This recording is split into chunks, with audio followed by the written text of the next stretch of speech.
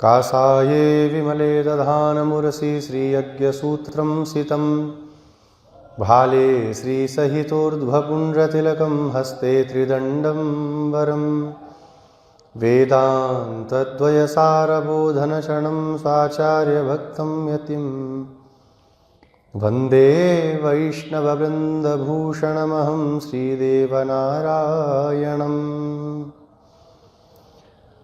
वाधूलवंशकलसाम्बुधिपूर्णचन्द्रं श्रीश्रीनिवासगुरुवर्यपदाब्जभृङ्गं श्रीवाससूरितनयं विनयोज्वलन्तं श्रीरङ्गदेशिकमहं शरणं प्रपद्ये।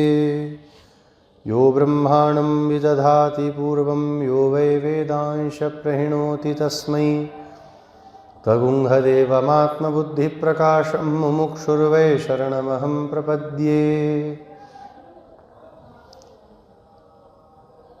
कालिन्दी पुण्यतीरे मुनिजनविभवं दिव्यवृन्दावनाख्ये भक्ताभीष्टप्रदन्तं रघुकुलतिलकं सानुजं शार्ङ्गपाणिं राधाकृष्णाख्यतत्त्वं सृजनशरणं भ्राजमानं शुभाङ्गं सीताचित्ताभिरामं भवभयहरणं सन्ततं भावयामि।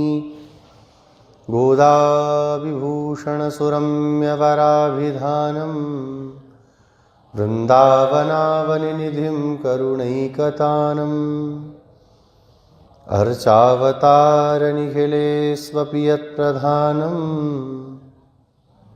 तद्रङ्गदेशिकधनं शरणं सराणि।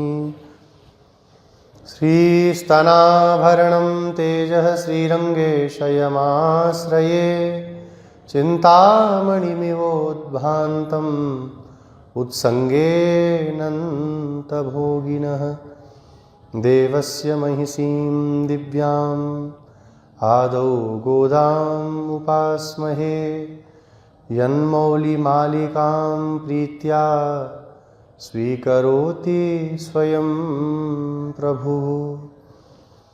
वाञ्छाकल्पतरुभ्यश्च कृपा सिन्धुभ्य एव च पतितानां पावनेभ्यो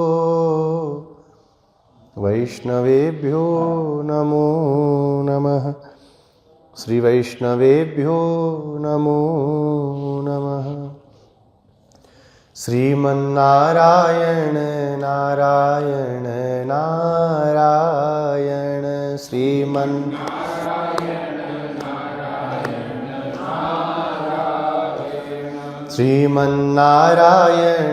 नारायण नारायण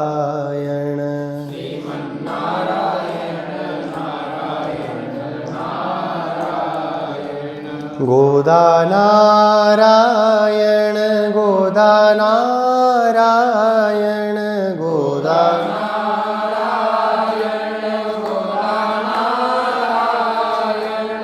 श्रीहरिनारायण श्रीहरिनारायण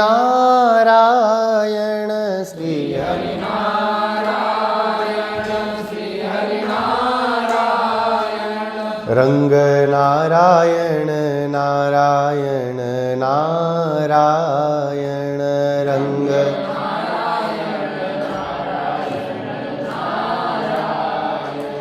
वेङ्कटनारायण वेङ्कटनारायण वेङ्कट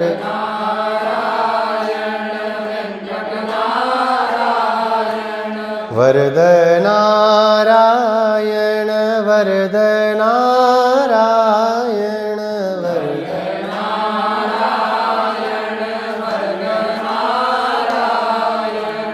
यदुगिरिनारायण नारायण नारायण यदुगिरि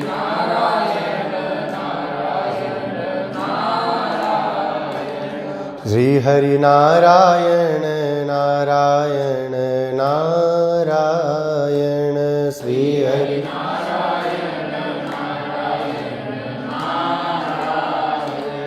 यतिवर नारायण यतिवर नारायण यतिवर नारायण यतिवर नारायण फणिवर नारायण फणिवर नारायण फणिवर नारायण फणिवर नारायण गुरुवर नारायण नारायण नारायण गुरुवर नारायण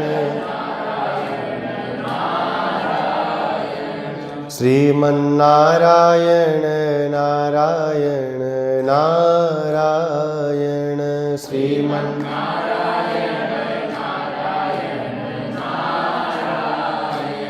भजमन्नारायण नारायण नारायण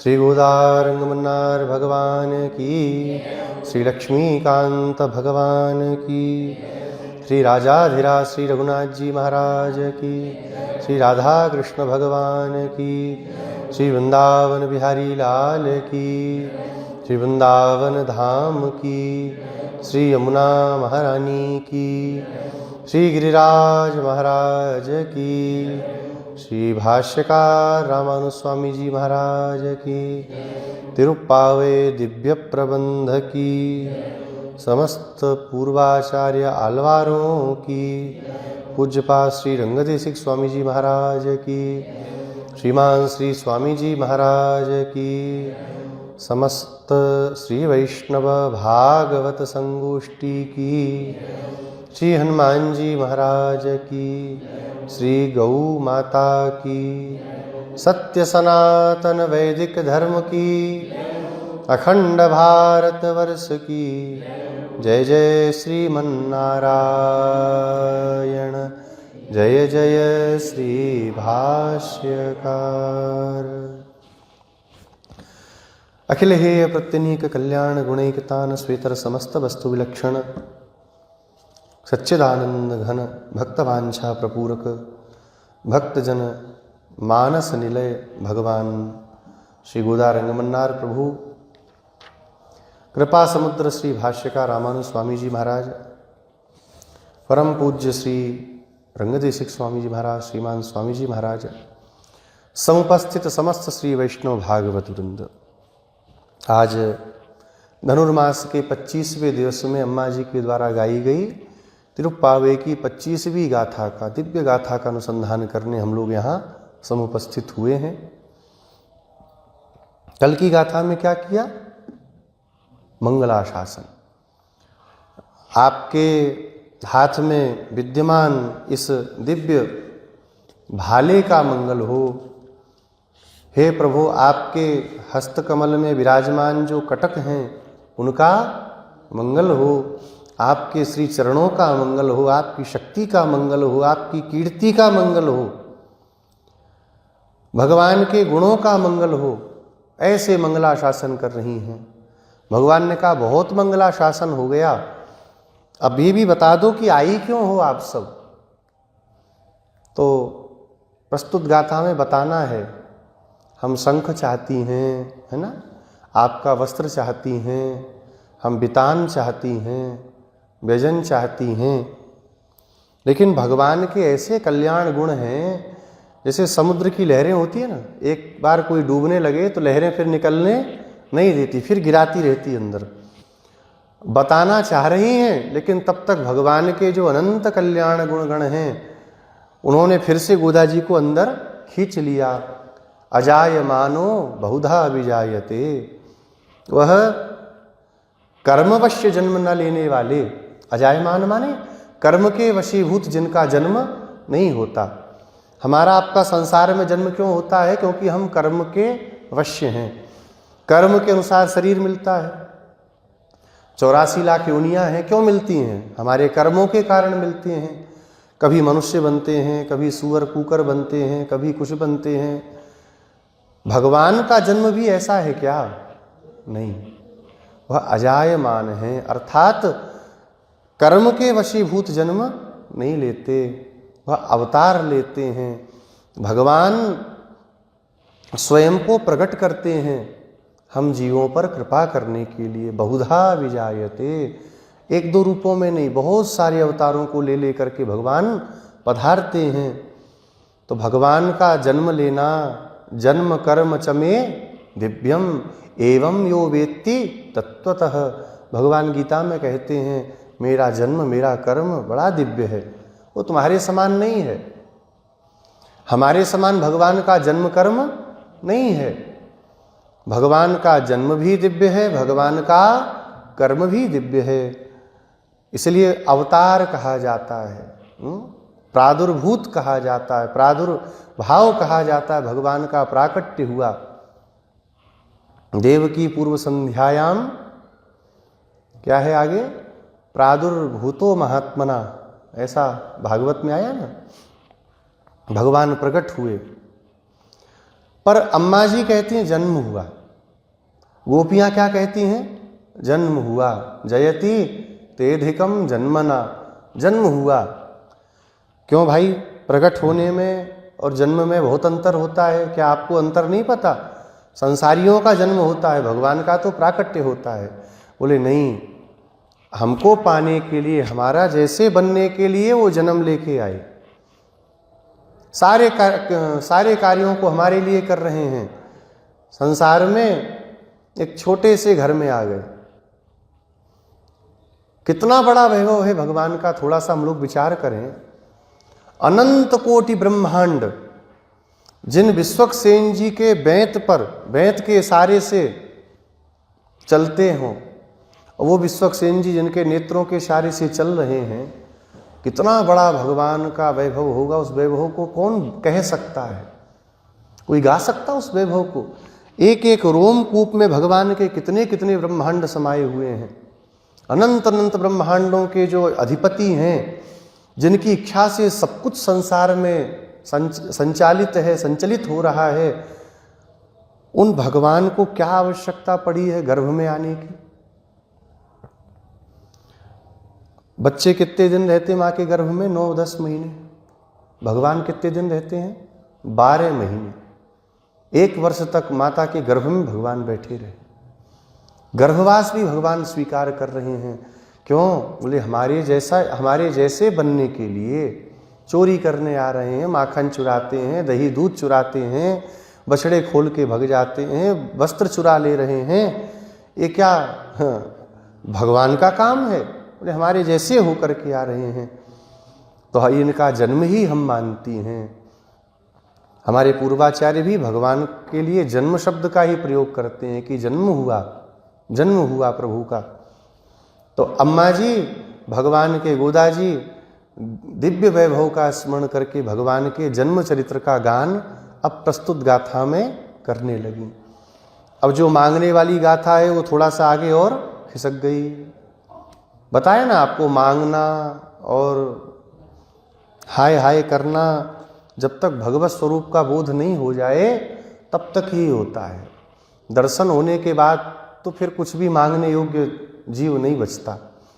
अम्मा जी भगवान से प्रार्थना करती हैं, एकस्याह पुत्रतया वतीर्यैकरात्रावेकस्याह पुत्रतया निलीय वर्धमाने धर्तुम अशक्यतया स्वयं द्वेषं चिन्तितवद्हृदयं विनाश्य कंसस्योदरेऽग्नितया स्थित दीर्घव्यामोहवन् त्वामर्थित्वा गच्छामः परिकरं ददासि चेत्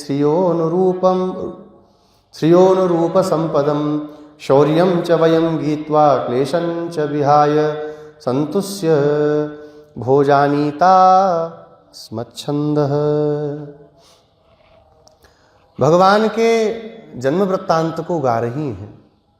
एकस्याह पुत्रतया अवतीर्य, एक के पुत्र के रूप में, एक कोई सौभाग्यशालिनी है, उनके पुत्र के रूप में अवतार लेकर एक रात्रौ एकस्याह पुत्रतया, और उसी एक रात्रि में पुत्र के रूप में दूसरी सौभाग्यवती को प्राप्त करने वाले।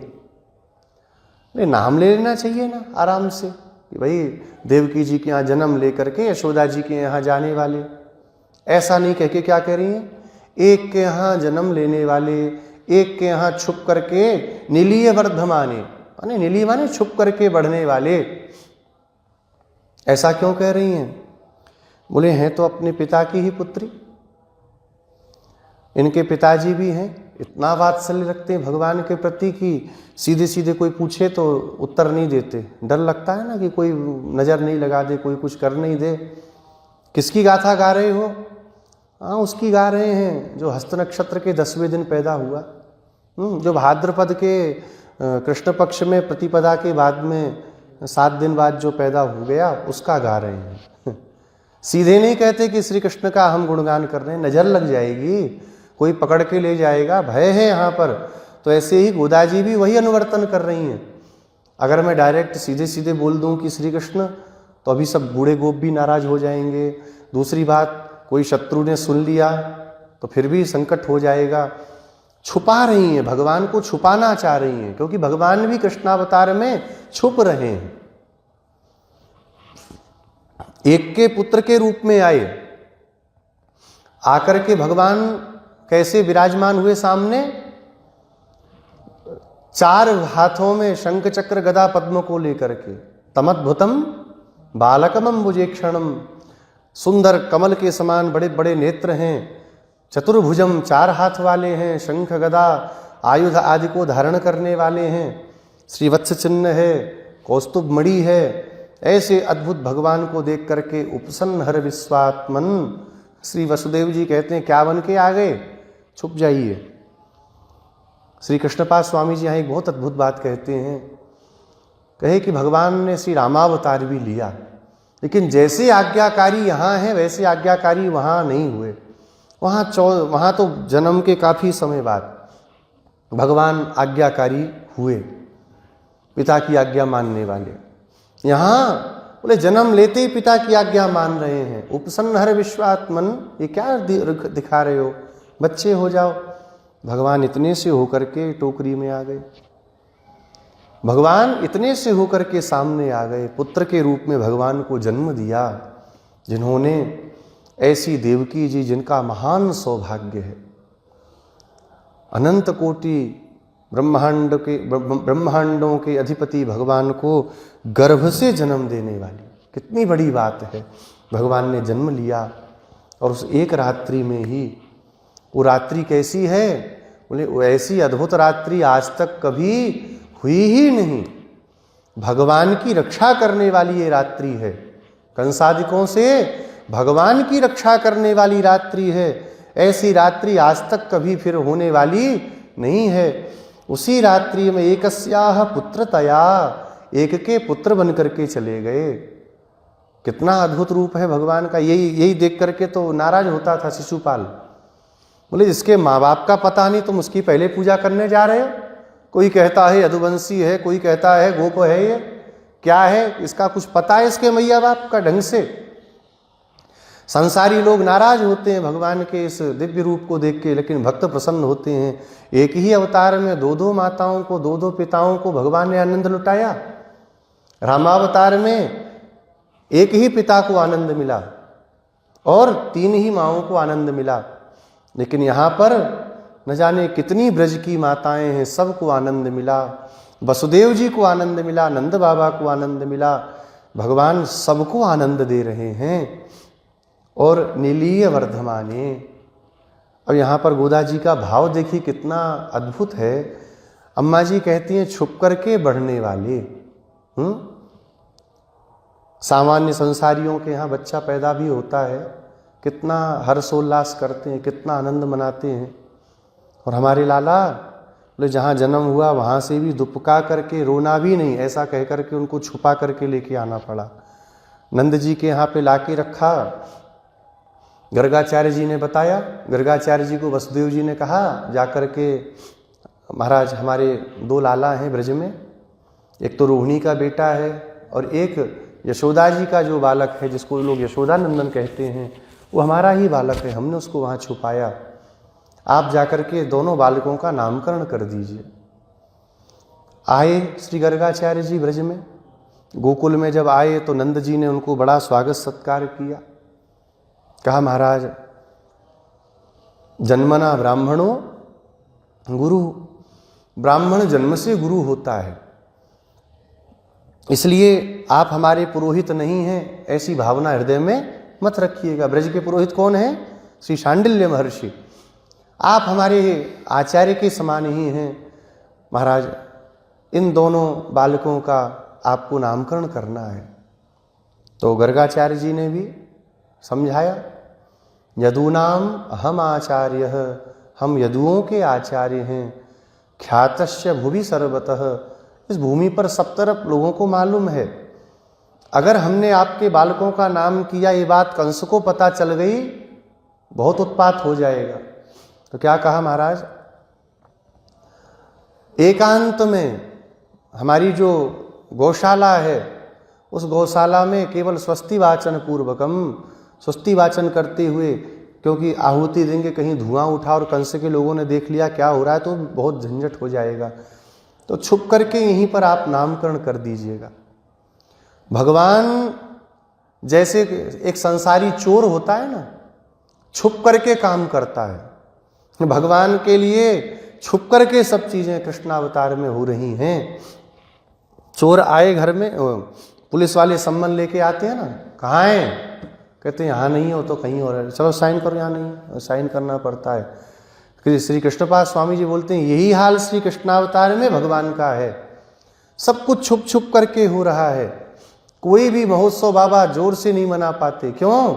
कहे क्योंकि कंस को मालूम चल जाएगा और उस ब्रज में छुप करके बढ़ने वाले। एक भाव और अद्भुत है, कहते हैं तो भगवान विभवावतार। भगवान का क्या है? कृष्णावतार, विभवावतार। 5 प्रकार का रूप है ना भगवान का, पर, व्यूह, विभव, अंतर्यामी और अर्चावतार। तो तीसरे नंबर पर कौन आया? विभवावतार। विभव माने अपने को प्रकट करना। भगवान प्रकट होके आए और रह कैसे रहे हैं? बोले अंतर्यामी के समान भगवान दुपक्के रह रहे हैं। विभवावतार हुआ तो सारा संसार जानना चाहिए ना कि श्री कृष्णावतार हुआ, लेकिन भगवान अंतर्यामी के रूप में रह रहे हैं।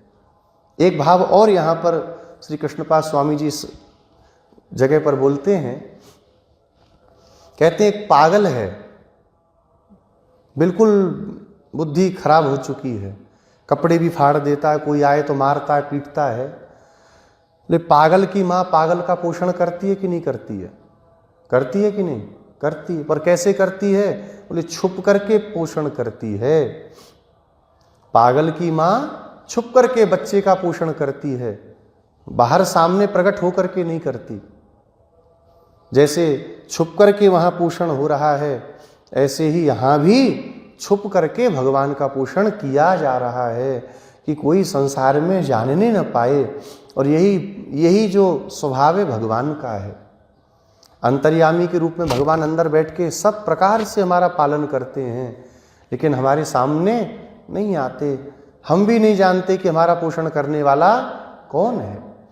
हम लोग सोचते हैं कि अमुक के द्वारा हम पोषित हैं, अमुक के कारण ऐसा हो रहा है, हमारे धन से हम पोषित हैं।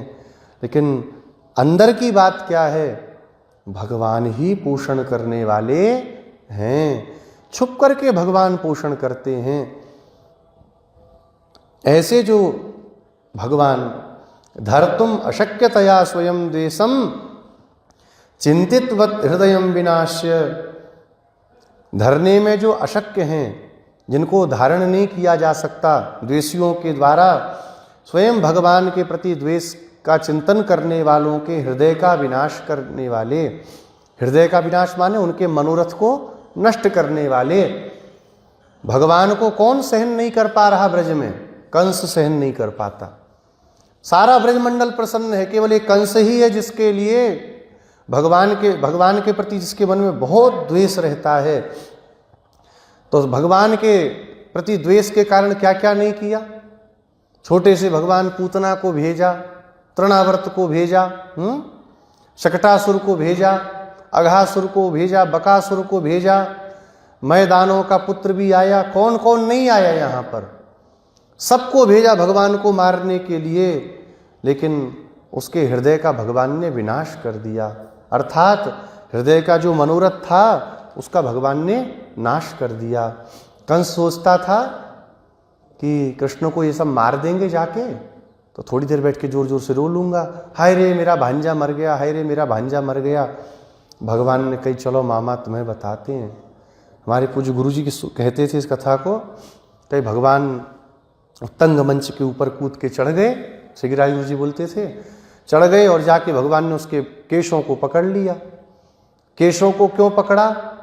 क्योंकि जब देवकी जी का विवाह होने के बाद विदाई समारोह हो रहा था, लेके जा रहा था, तो आकाशवाणी ने कहा ना कि 8वां गर्भ मारेगा, तो खड़ग को उठा करके कचे ग्रहित उनके बालों को पकड़ा था। भगवान ने कहा हमारी माँ के बालों को पकड़ा, हम भी बाल पकड़ेंगे।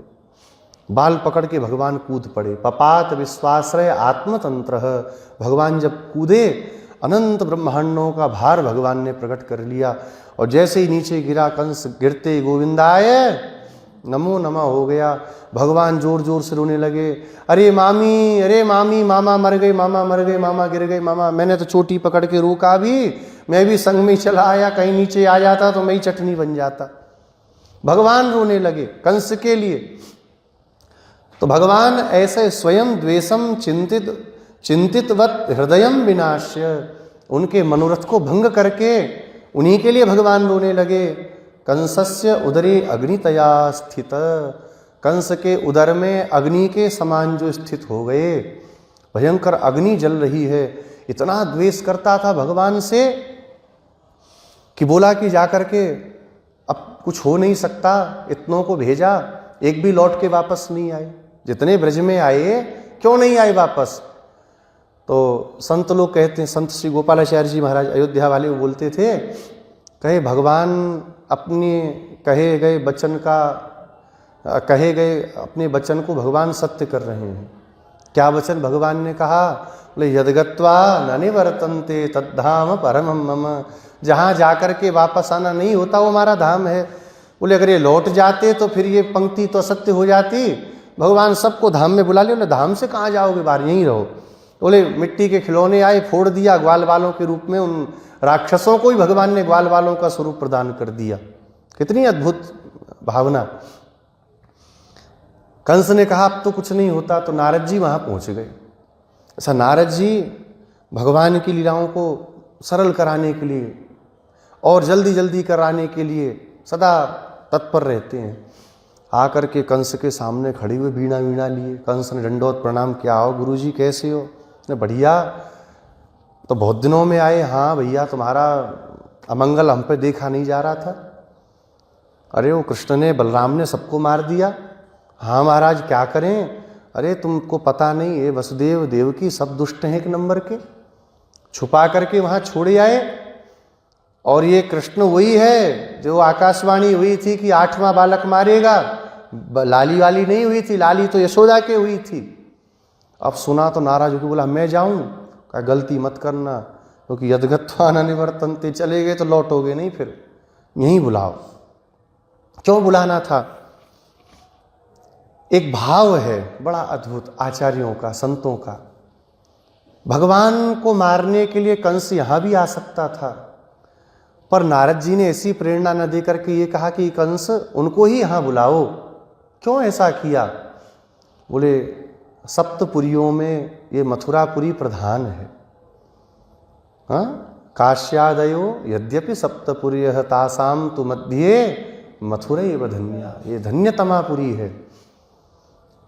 और इस धन्यतमापुरी में कंसादिकों ने आकर के इतना अधर्म किया कि बिना भगवान के श्री चरण का स्पर्श हुए यह पूरी पुनः पवित्र नहीं हो सकती थी। इसलिए भगवान को वहाँ पर बुलवाया ताकि भगवान के श्री चरण पढ़ें और उनके द्वारा यह जो अधर्म का यहाँ प्रसार है भगवान के चरण पढ़ते ही वह नष्ट हो जाए, यह पूरी पुनः धार्मिक हो जाए। कौन लाएगा? तो जिन यदुवंशियों से भयंकर द्वेष करता था ये, उन्हीं में से एक हैं अक्रूर जी। जाकर के उनके हाथ को ऐसे हाथ में पकड़ के रात में ही बैठ गया। रात में गया काम मनाने के लिए। देख लो क्या क्या करते हैं। हाथ पकड़ के बैठ गया, कहा क्रूर जी हमारी सहायता करो। तो महाराज क्या करना है, सारी बात बताई। अक्रूर जी ने कहा महाराज आप राजा हो, हम नहीं जाएंगे, किसी और को भेजोगे? तो कम से कम इसी बहाने हम ही चले जाते हैं, लाला का दर्शन हो जाएगा। अक्रूर जी आए, भगवान को लेकर के जब मथुरा पधारे तो मथुरा में भी भयानक षड्यंत्र, बड़े बड़े मल्लों को तैयार करा रखा था, खूब दही दूध पियो, बादाम खाओ, बादाम का हलवा खाओ, और कृष्ण बलराम आए पटक के मार के खत्म कर देना। भगवान को लेकर के आए, सबसे पहले तो मार्ग में कुबलिया पीड़ हाथी ही टकरा गए, भगवान ने उद्धार किया, बड़े बड़े मल्ल आ गए। अच्छा भगवान देखिए, 3 करण कहे जाते हैं, 3 प्रकार की सेवाएं कही जाती हैं, कायिक, वाचिक और मानसिक। इनमें से एक भी हो जाए तो भगवान संतुष्ट हो जाते हैं, प्रसन्न हो जाते हैं। कायिक सेवा हो जाए, हाँ शरीर के द्वारा कोई सेवा हो जाए, भगवान प्रसन्न होते हैं। यथा तथा वापि सकृत कृतोंजलि ही, ऐसे ही कर लिया, भगवान कहते देखो कितनी बड़ी सेवा कर रहा, हाथ जुड़ रहा हमारे सामने, भगवान प्रसन्न हो जाते हैं। वाचिक, वाणी से कुछ स्तुति कर दे, अपने यहाँ होता है ना वो कैशिक द्वादशी का पारायण, तो कैशिक द्वादशी में क्या है महिमा, भगवान के सामने गीत गाने की ही महिमा कैशिक पुराण में गाई गई है। जो नम्बाडुवान है वो कैशिक स्वर में गीत गाए थे, भगवान को सुनाए। तो वराह भगवान भूमि देवी को इस चरित्र को बताते हैं, दक्षिण में है ना श्री नंबी नारायण भगवान, उनके यहाँ की एक कथा है। सवेरे सवेरे अपने रंग मंदिर स्वामी जी पाठ करते हैं कैशिक पुराण। वाचिक सेवा, मानसी सेवा हो जाए भगवान की, मन से ही शरणागति हो जाए, सबको छोड़ के विभीषण के समान मैं राम जी की शरण में जाऊंगा, तो मन से ही आया ना, भगवान ने स्वीकार किया। एक से भी हो जाए, मन से, कर्म से, वाणी से, तो भी भगवान प्रसन्न होते हैं। लेकिन द्वेष करने वालों में भगवान तीनों को देखते हैं। देखिए कितनी सरलता है भगवान में, प्राप्ति कराने के लिए एक भी इनमें से हो गया तो प्राप्त हो जाते हैं। लेकिन द्वेष करने वालों को तीनों को ही देखते हैं कि मन से भी मेरे प्रति द्वेष रखता हो, कर्म भी वैसे ही करता हो, वाणी भी ऐसी ही बोलता हो, तो फिर कुछ करा जाए। जब तक भगवान ब्रज में थे तो देखते थे कि कंस मामा भेज देता है, लेकिन कर्म तो खराब है इसके, लेकिन हो सकता है मन ठीक हो, हम मथुरा जाएं तो शायद मन सुधर जाए। भगवान मथुरा में आए तो देखा मन से भी खराब है, वहाँ पर सब जगह पर मारने के लिए सब पहरेदारों को बैठा रखा है। बोले चलो कोई बात नहीं, वाणी से तो अच्छा ही होगा। लेकिन जब भगवान पहुँचे वहाँ तो क्या कहा, नंदम बतनीत दुर्मतिम, इस नंद दुर्मति को बांध दो, ग्वाल वालों को बाहर भगा दो, और धर्म हरत गोपानम, इन गोपों के धन का हरण कर लो, वसुदेव देवकी का वध कर लो। भगवान ने कही रे राम राम राम, मन से, कर्म से, वाणी से, तीनों से द्वेष करता है। इतना डरता था। हमारे पूज्य हरदेव जी वाले स्वामी जी बोलते थे, कहे कि जब छौंक लगता था दाल में तो काला जीरा देख के चिल्ला के दौड़ पड़ता था, कृष्ण आ गया, कृष्ण आ गया। काले रंग से डर हो गया इसको, सब तरफ सफेदी लगा दी गई, कहीं कुछ काला नहीं रह गया। इतना भयभीत हो गया भगवान को देख करके, भगवान के वर्ण को सुन करके। तो कंस के उदर में अग्नि के तया, अग्नि के समान जो स्थित हैं उसको जलाने वाले, बोले भगवान ने कंस को नहीं मारा। कंस के उदर में जो भगवान के प्रति, कंस के हृदय में भगवान के प्रति जो द्वेष था, उस द्वेषाग्नि से ही जल करके कंस भस्म हो गया। ऐसे जो भगवान दीर्घ व्यामोहवन, दीर्घ माने बहुत व्यामोह वाले, अर्थात अपने भक्तों के प्रति अत्यंत आसक्त रहने वाले प्रभु। भगवान कितने आसक्त होते हैं सबके प्रति कि जब ब्रज में गोपियां रोती हैं तो भगवान भी रथ में बैठ करके रोते हैं। जब अपने माता पिता से भगवान मिलते हैं, देवकी वसुदेव जी से, तो उनके चरणों में मस्तक को रख करके जैसे देखते माँ रो रही है, भगवान भी रोने लगते हैं। पिता दशरथ जी का परमपद हो गया। जब भगवान को चित्रकूट में पता चला भरत जी के श्रीमुख से, तो भगवान ने ऐसा विलाप किया श्री वाल्मीकि रामायण में लिखा है कि पर्वतों के भी आंसू चल गए। जो स्थावर हैं, जंगम की तो बात ही कौन करे, स्थावरों के भी नेत्रों से आंसू बहने लगे। तो भगवान ने ऐसा विलाप किया। अर्चावतार में भी हमारे श्रीरंगम में आचार्य लोग बताते हैं, जब भगवान श्री भाष्यकार परमपद में स्थित हुए तो रंगनाथ भगवान के नेत्रों से आंसू बहने लगे। बोले ये रामानुजाचार्य मुझे बहुत अभीष्ट हैं, मेरे अत्यंत इष्ट हैं, इसलिए इनको मंदिर के बाहर मत ले जाना। आचार्यों को भी देखिए हम लोग बहुत पवित्र मानते हैं, सब है, लेकिन आचार्यों का भी जो समाधि स्थल होता है वो मंदिरों में नहीं होता ना, बाहर होता है। अपने यहाँ की विरक्त परंपरा में, संन्यास परंपरा में श्री तोताद्री स्वामी जी की परंपरा है। उनका तोताद्री स्वामी जी का वृंदावन अलग है, मंदिर से दूरी जा कर के वृंदावन है। वृंदावन माने समाधि स्थल, वृंदावन बोलते हैं। लेकिन श्री रामानुज स्वामी जी का वृंदावन कहाँ है?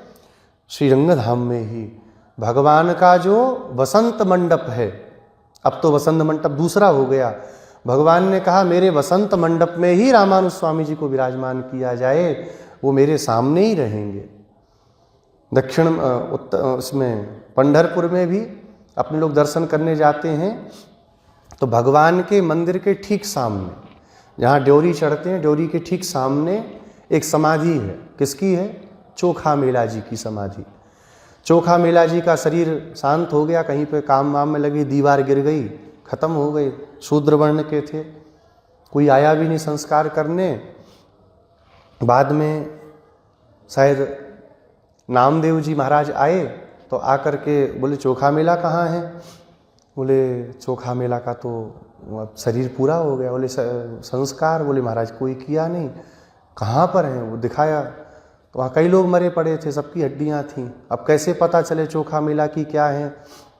तो श्री नामदेव जी बोले ऐसा है कि चोखा मेला की अस्थियों को उठाओ और अपने कान से लगाओ। इन हड्डियों में, जिन हड्डियों में से विट्ठल भगवान का नाम निकले, रामकृष्ण हरि का जप निकले, वही चोखा मेला की अस्थियां हैं। अस्थियों को बटोर करके चंद्रभागा के तट पर लेकर के जाने लगे। और जब जाने लगे तो अंदर से भगवान पंढरीनाथ दौड़ पड़े। कहा चोखा मेला मुझे इतना प्रिय है, इसका कीर्तन मुझे इतना प्रिय है कि इसे मुझसे दूर मत करो, मेरे ठीक नेत्रों के सामने इनको विराजमान करो। आज भी चोखा मेला जी की समाधि भगवान के सामने है। अपने भक्तों से बहुत व्यामोह, बहुत प्रेम करने वाले। आप लोग, हम लोग देखते हैं संसार में कुछ थोड़ा बहुत धन पैसा हो जाए, लोगों में कितना घमंड आ जाता है। देखते नहीं, कोई थोड़ा सा तिरस्कार कर दे तो उसको कभी झांकते नहीं उसके पास जाके।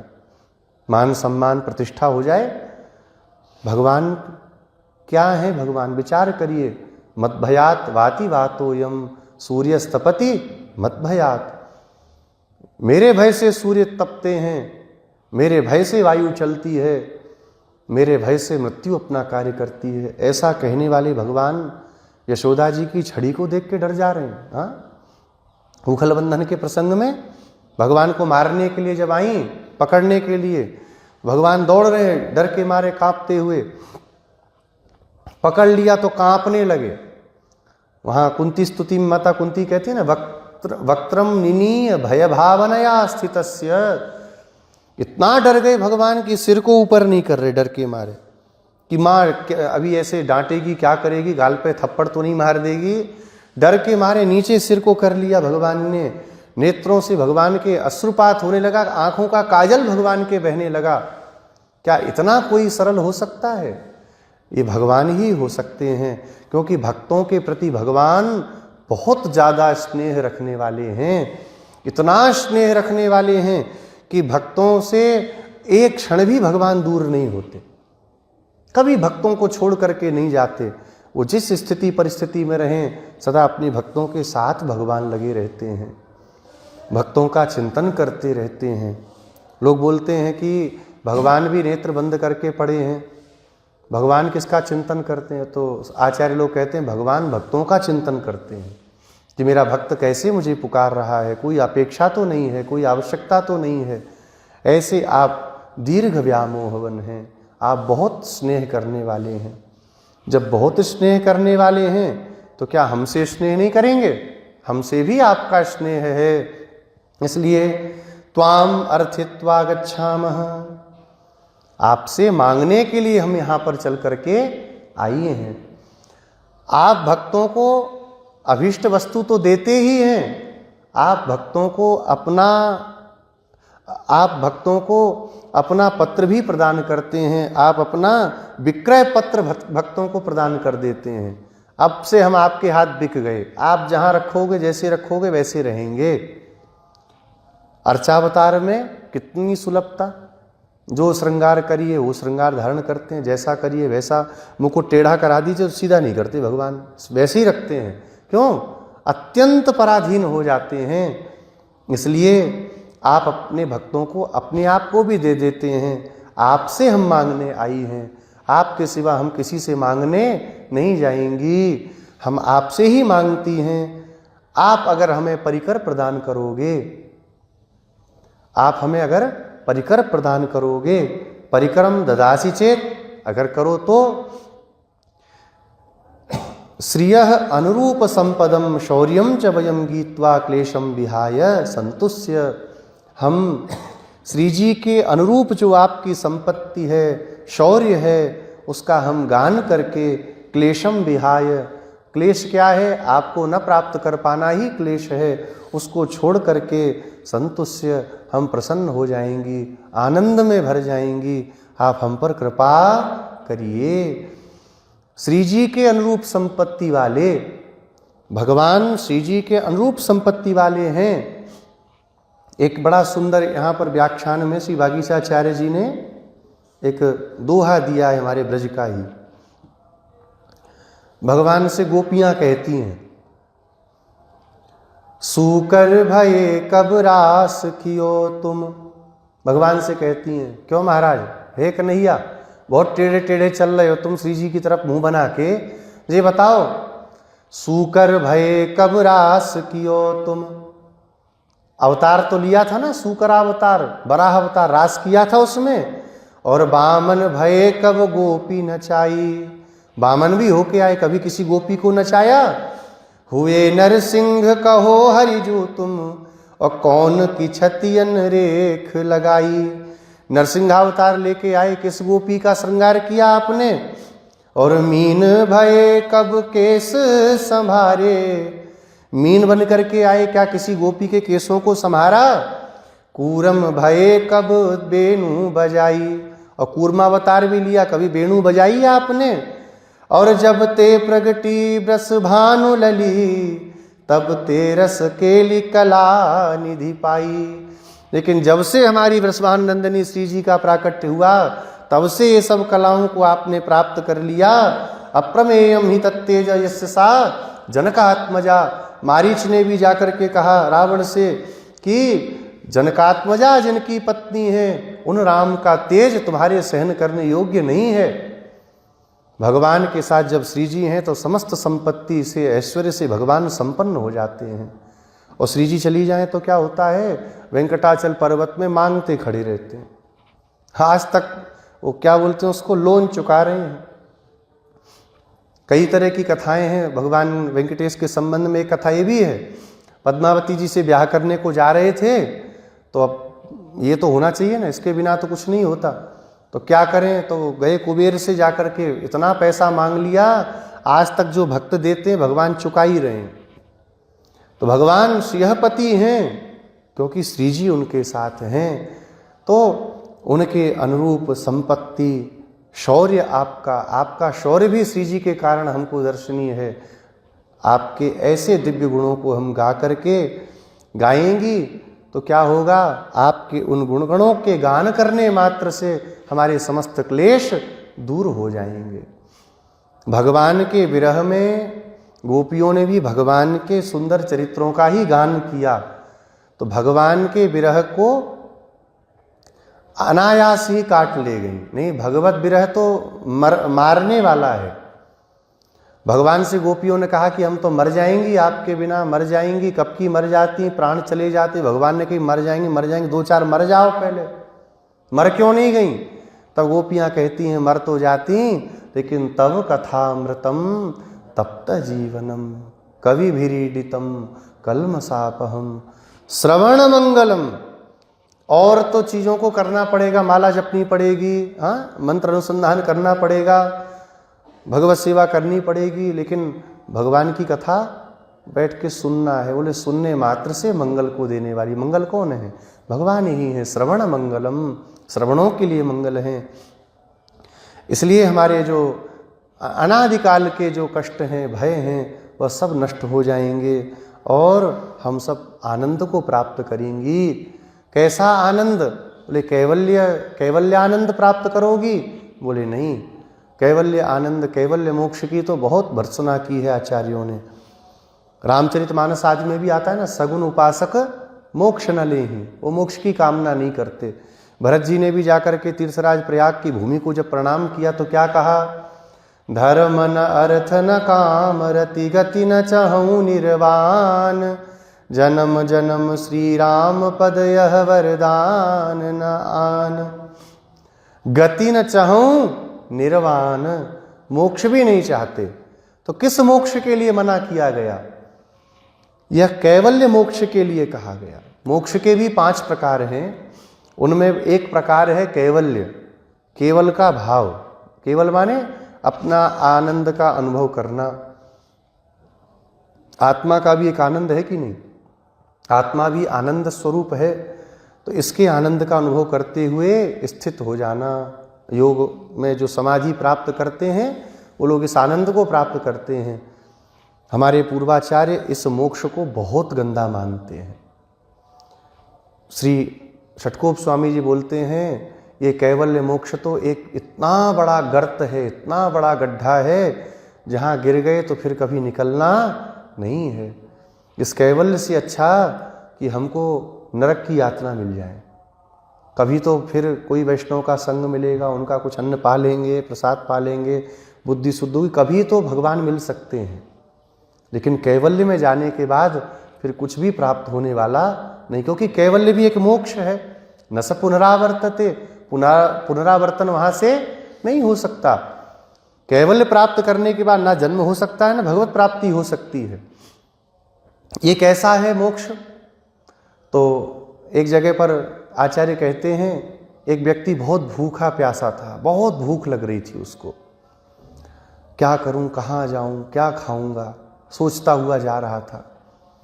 तब तक कुछ न दिखने पर उसको ये हुआ, मैं मर जाऊं, इससे अच्छा है अपने ही मांस को मैं खा लेता हूं। तो अपने ही मांस को चबा करके खाने लगा, और फिर रक्त गिरे तो रक्त को पिया, और फिर प्रसन्न हो रहा है, वाह मैं बच गया। इतना गंदा आचार्य कहते हैं। बोले अपने रक्त को, अपने मांस को खा पी करके संतुष्ट होने के समान ये कैवल्य मोक्ष है। एक दूसरा दृष्टांत देते हैं। कोई सुंदर स्त्री विवाह होकर के आई, 16 श्रृंगार किए और पति छोड़ के चला गया। शीशे को देखती बैठी है मुस्कुराती। अपने रूप को देख करके प्रसन्न होने वाली स्त्री के समान यह कैवल्य मोक्ष है। मोक्ष तो केवल भगवान के लिए प्राप्त होना चाहिए। हम भगवान को प्राप्त करें, अपने पति को प्राप्त करके भगवान का नित्य कैंकर्य हमको मिल जाए, दिन रात उनकी सेवा हम करते रहें, सेवा के सिवा कुछ भी प्राप्त न हो। अब कुछ लोग ऐसा भी कहते हैं कि सेवा तो जो है दुष्कर्म का फल है। भाई किसी के यहाँ सेवा वृत्ति करनी पड़े तो पाप का ही फल तो है। तो बोले देखो, जैसे संसार की सेवा है वैसी सेवा श्रीहपति की सेवा नहीं है। प्रत्यक्ष प्रमाण देखिए। नंगे पैर 4 कदम चलाना पड़े किसी को अभी इस ठंड में, चक्कर खा के गिर जाएगा। और यहाँ सवेरे सवेरे सब लोग, वैष्णव लोग मंगला में भगवान के भागते हैं कि नहीं। रात में कल कितने बज गए? 10 सवा 10 बज गए, हाँ 10:30 बज गए। श्री षटकोप स्वामी जी महाराज का परम पद महोत्सव मनाया, और कितना अद्भुत आनंद रहता है। स्वामी जी को भगवान की श्री चरणों में तिरुमेनी में विराजमान करके क्या प्रार्थना करते हैं कि हे प्रभु, प्रपन्न जन कूटस्थ, प्रपन्न जनों की रक्षा के लिए प्रपन्न जन कूटस्थ इन श्री षटकोप स्वामी जी को हमको प्रदान कर दीजिए। इनके बिना ये संसार में हम प्रपन्न जन कैसे रह पाएंगे। तो फिर भगवान षटकोप स्वामी जी को वापस संसार में हम लोगों के लिए भेज देते हैं कि इन संसारियों पर कृपा करो। अब वो आनंद, ठंडी है, कोहरा पड़ रहा, संसारी लोग हीटर ताप के बैठे हैं रजाई के अंदर घुस के, और यहाँ पे हवा में वैष्णव लोग, और अर्चक लोगों का तो क्या कहना, पुजारी जी लोग। वैसे भी दक्षिण वालों को ठंड बहुत लगती है, पर कल सब लोग बांध बांध करके। तो ये सेवा में कष्ट नहीं है, संसार की सेवा में कष्ट है, लेकिन भगवत सेवा में यहाँ भी कष्ट का अनुभव नहीं होता। तो वहाँ क्या कष्ट का अनुभव होगा? भगवत सेवा आनंद देने वाली है। जैसे एक माँ को बच्चे की सेवा करने में कोई कष्ट की अनुभूति होती है क्या? प्रसन्नता होती है। मेरा बालक, रात में 2 बजे भी बच्चा रोता है तो माँ एक नींद में उठ करके दूध पिलाती है, गंदगी करे तो गंदगी भी साफ करती है, और प्रसन्न होती है कि मेरा बालक। ऐसे ही भगवान की सेवा में भी किसी प्रकार का कोई कष्ट नहीं होता। भगवान की सेवा में महान आनंद की प्राप्ति है। इसीलिए जगह जगह पे भक्त लोग भगवान की सेवा की प्रार्थना करते हैं। अनुभव करते बैठे रहें वो हमको नहीं चाहिए। हम क्या चाहती हैं?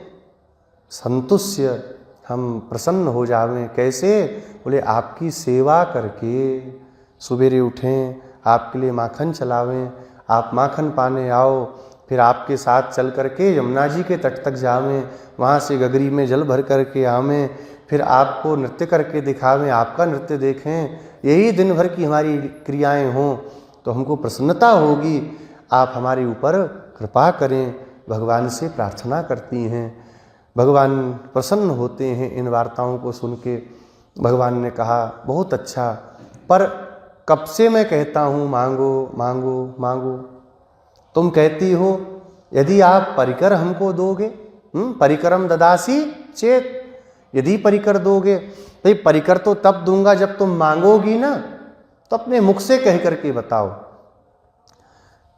यद्यपि हमारा स्वरूप नहीं है कहने का, लेकिन भगवान की आज्ञा है तो कहने में भी स्वरूप हानि नहीं है। पृथु जी के सामने भगवान पधारे। भगवान ने कहा ना मांगो, क्या मांगना है? पृथु जी ने कहा क्या मांगे? नारकीय जंतुओं को मिलने वाली संसार की वस्तुएं आपसे क्या मांगे? फिर भी आपकी आज्ञा है मांगो, तो आपकी आज्ञा का तो उल्लंघन नहीं किया जा सकता ना। आचार्य कहें तो उस आज्ञा का उल्लंघन हम कैसे करें? आप कहें उसका उल्लंघन कैसे करें? तो मांग लेते हैं। क्या मांगा? विधत स्वकर्णायुत मे समेवरह, हमको 10,000 कान प्रदान कर दीजिए। और तो कोई कामना नहीं है। प्रहलाद जी से भी भगवान ने कहा कि मांगो, तो प्रहलाद जी बोले क्या मांगे? मांगने की इच्छा ही नष्ट हो जाए, कामना का, कामना रूपी जो बीज है वह ही हमारा नष्ट हो जाए। जब तक मांगेंगे तब तक कष्ट बना रहेगा। ये मांगने में ही कष्ट रहता है, मिलने में ही कष्ट होता है। कामनाएं नष्ट हो जाएं तो कष्ट भी नष्ट हो जाता है। इसलिए भगवान कहते हैं परिकरम ददासी चेत, कहती हो। और हम कब से जग करके बोल रहे हैं, तुमने पूर्व की गाथा के पूर्व की गाथा के पूर्व की गाथा में हमसे कहना शुरू किया। हमने कहा ठीक है, चल करके हम सिंहासन पर बैठ गए। इतना बढ़िया सिंहासन है। भाल भी अपना ले लिया पिताजी का कि तुमको ये निश्चय हो जाए कि हम सब दे देंगे, फिर भी मांग नहीं रही हो। कभी मंगलाशासन करती हो, कभी कहती हो एक के यहाँ जन्म लेने वाले, दूसरी के यहाँ पलने वाले, छुप करके बढ़ने वाले। मांगना है कि नहीं? कहाँ मांगना है? तो ठीक है, मुझसे नहीं मांगना, बाबा से मांग लो। बोले बाबा से मांगना होता तो 16वीं गाथा के पास ही मांग लिया होता, 16वीं गाथा में ही मांग लेते। अभी कहाँ पहुँच गए? 25वीं गाथा में। आपसे ही चाहिए। तो भगवान ने कहा ठीक है मांगो। अब अगली गाथा में गोदा जी पक्का मांगने वाली हैं। भगवान से कहते हैं ठीक है, अब अपने कानों को विस्तार पूर्वक खोल करके आप हमारी बातों को श्रवण करिए। भगवान इनकी ओर अभिमुख हो गए। भगवान इनकी ओर देखने लगे। आप श्री जी के अनुरूप संपत्ति वाले हैं। श्री जी की गोष्ठी बड़ी कृपालु है। पहले से शरण में आए हुओं की रक्षा आप करते हैं, लेकिन शरण में न आए हुओं की रक्षा करने वाली कौन है? वह श्री जी हैं। इसीलिए तो श्री जनक जी क्या कहते हैं? इयं सीता मम सुता सहधर्मचरी तव, आपकी ये धर्मचरी हैं, आपके समान धर्म वाली हैं। फिर बोलते नहीं नहीं, आपसे भी बढ़कर के आपके धर्म का अनुपालन करने वाली हैं। आप शरणागत वत्सल हैं, लेकिन ये शरणागत वत्सला महाशरणागत वत्सला हैं, ये आपके अनुकूल हैं। इसलिए अब आप हमारी बात को श्रवण करें। भगवान प्रसन्न हो गए और अब इनकी बातों को सुन रहे हैं। क्या मांगेंगी? 26वीं गाथा में अम्मा जी व्यामोह मणिवर्ण, इस गाथा में भगवान से प्रार्थना करेंगी। श्री गोदारंगमन्नार भगवान की, गोविंद जय जय गोपाल जय जय गोविंद, श्री राधा रमण हरि गोविंद जय जय,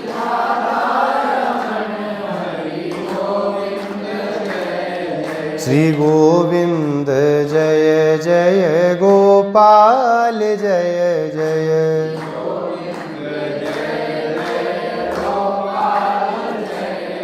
श्री ललिता की जय जय, विशाखा की जय जय,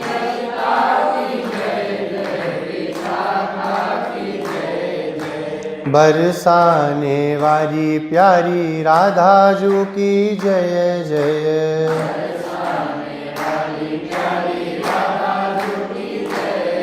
श्री गोविंद जय जय गोपाल जय जय,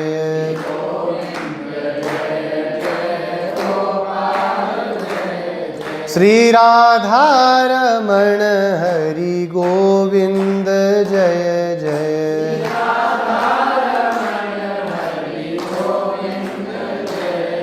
श्री गोविंद जय जय गोपाल जय जय,